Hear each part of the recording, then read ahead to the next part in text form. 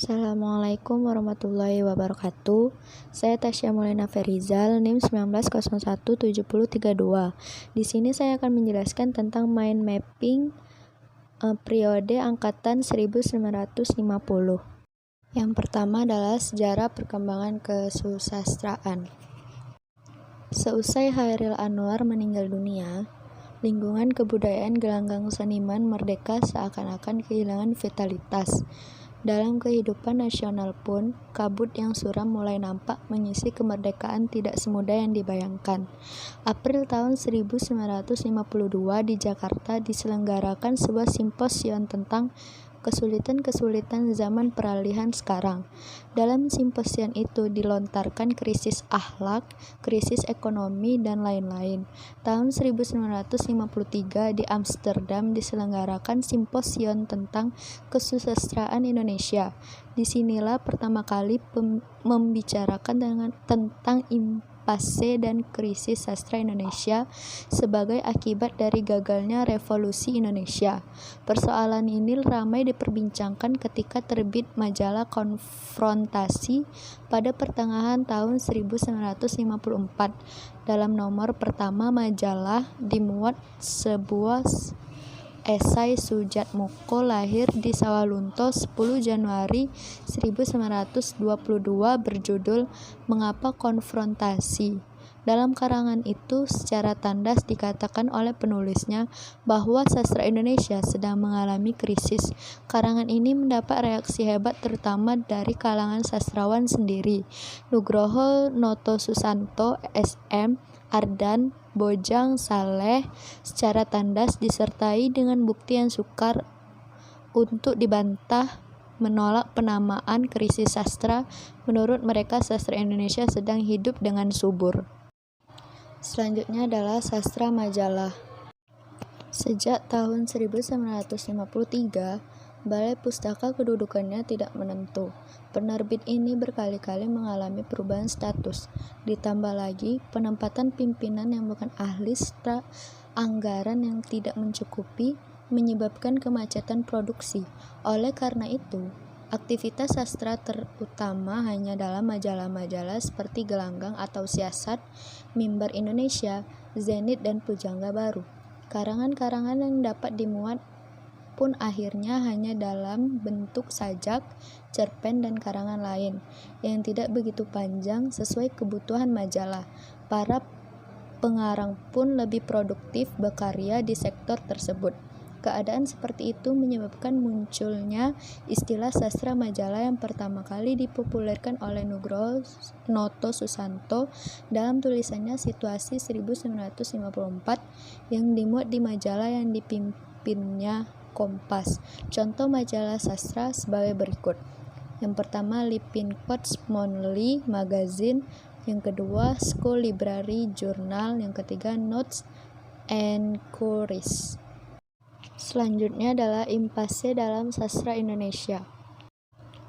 Dalam tulisan berjudul Situasi 1954 yang ditujukan kepada sahabatnya Ramadan KH yaitu Nugroho Notosusanto mencoba mencari latar belakang timbulnya penamaan impasse sastra Indonesia yang bagi dia tak lebih hanya sebuah mite atau dongeng belaka. Menurut Nugroho, asal-usul timbulnya mite itu adalah pesimisme yang berjangkit di kalangan orang-orang tertentu pada masa sesudah pengakuan kedaulatan.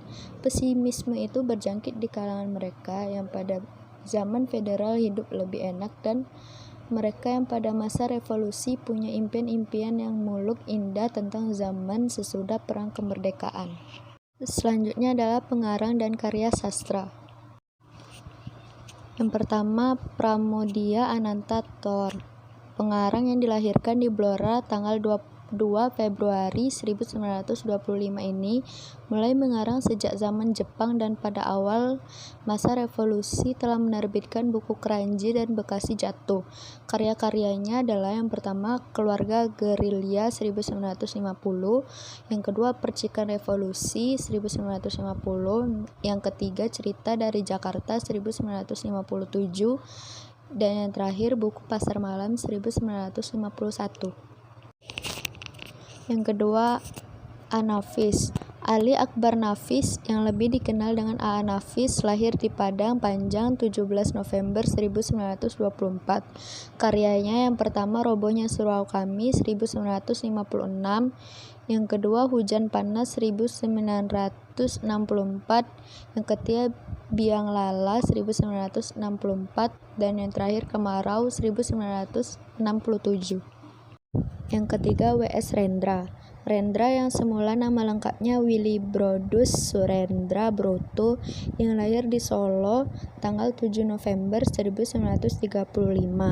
Karyanya yang pertama Balada Orang-Orang Tercinta 1957, yang kedua Empat Kumpulan Sajak 1961, yang terakhir Ia Sudah Bertualang 1963. Yang terakhir adalah N.H. Dini. N.H. Dini lahir di Semarang tanggal 29 Februari 1936. Karyanya yang pertama Dua Dunia 1956, yang kedua Pada Sebuah Kapal, yang ketiga Namaku Hiroko, yang terakhir La Barca. Selanjutnya adalah karakteristik. Yang pertama, pusat kegiatan sastra sudah meluas ke seluruh pelosok Indonesia. Yang kedua, nilai keindahan terbentuk atas peleburan antara ilmu dan pengetahuan asing berdasarkan ukuran nasional. Yang ketiga, kebudayaan daerah lebih banyak dimunculkan untuk mewujudkan sastra nasional Indonesia.